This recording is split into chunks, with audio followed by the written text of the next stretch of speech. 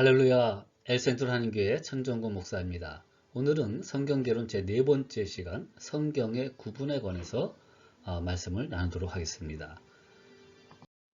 자, 성경은 66권으로 구성되어 있다고 했습니다.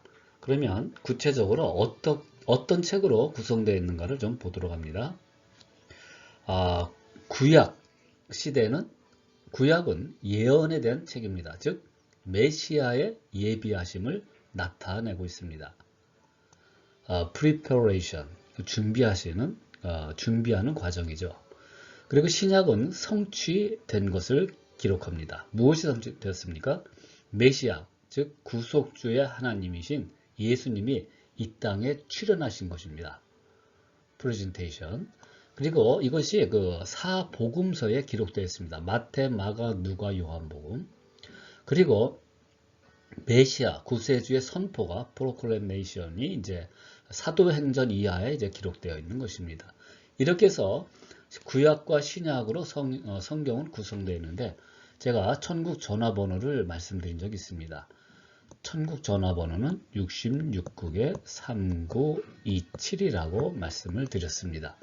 그래서 이 각 권과 책을 통하여 성경의 유기적 관계와 통일성을 볼 수가 있습니다. 그래서 구약 성경은 39권으로 기록되어 있습니다. 첫 번째로 역사서라고 할 수 있는 책이 17권이 있습니다. 모세오경 5권이죠. 창출, 레민신. 제가 이렇게 빨간 글씨로 한 것은 외우기 편하라고 이렇게 첫 음소를 기록한 글씨입니다. 창출, 레민신.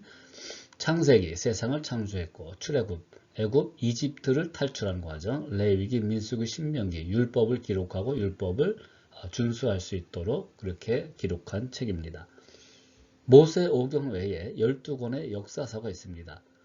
여호수아, 사사기, 룻기, 사무엘, 사무엘, 하, 열왕기상, 열왕기하, 역대상, 역대하, 에스라, 느헤미야, 에스더, 수산룻, 사마, 왕하, 대하, 스느예 이렇게 표현할 수가 있습니다.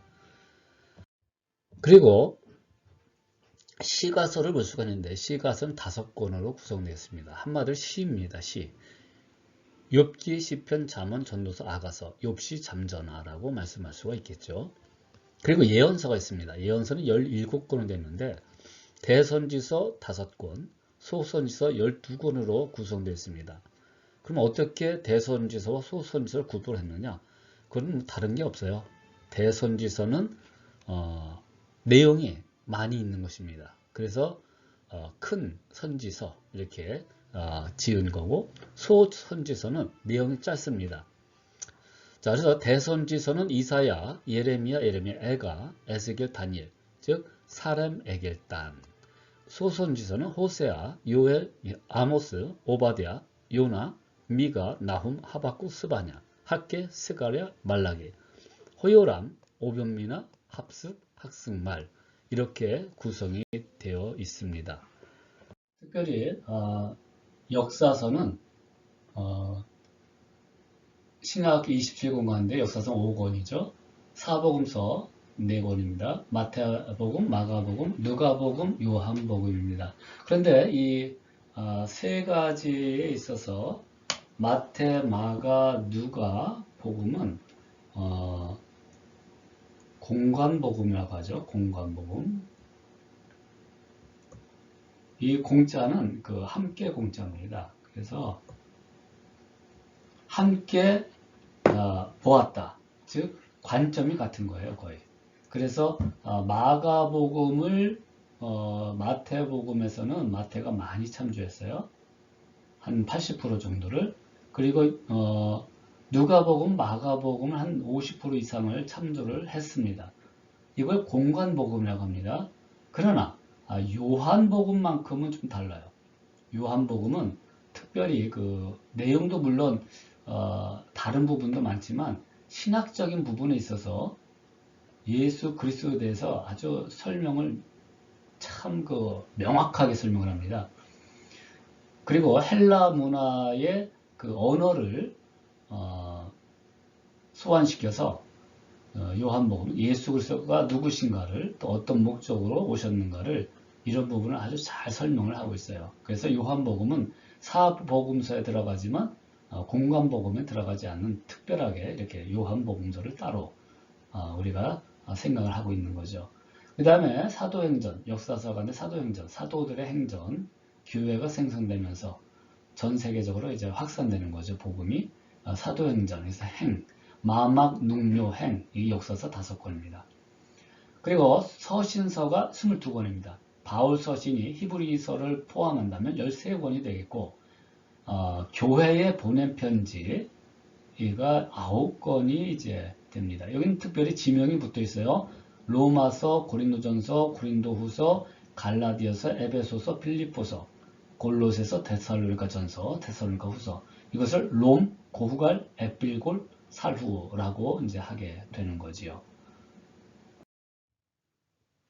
그리고 개인에게 보낸 편지가 있습니다.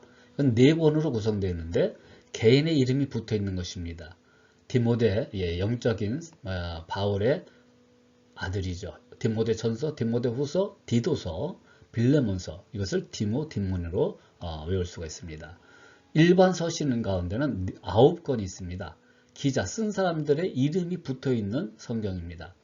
히브리서, 그래서 우리가 히브리 기자, 야고보 기자 이렇게 얘기하는데 야고보서 12제자 야고보가 아니라 예수님의 형제인 야고보를 얘기합니다. 야고보서, 베드로전서, 베드로후서, 요한일서, 요한이서, 요한3서, 유다서, 요한계시록. 요한이 쓴 성경이 요한복음뿐만 아니라 요한일서, 요한이서, 요한3서. 그렇죠? 그리고 마지막으로 반모섬에서 환상 가운데 본 요한계시록이 있습니다. 쉽게 한번 암송한다면 히, 약배투, 요한 1, 2, 3서, 유계, 유다서, 계시록 이렇게 마무리가 되는 것입니다. 이렇게 성경은 66권으로 기록되어 있고 구약은 39권, 신약은 27권으로 구성되어 있습니다.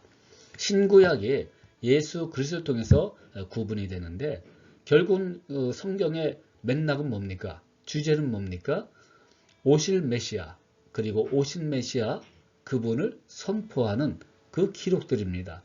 그 성경을 통해서 우리는 하나님을 볼 수가 있습니다. 하나님의 뜻을 발견합니다. 하나님의 살아계심을 봅니다.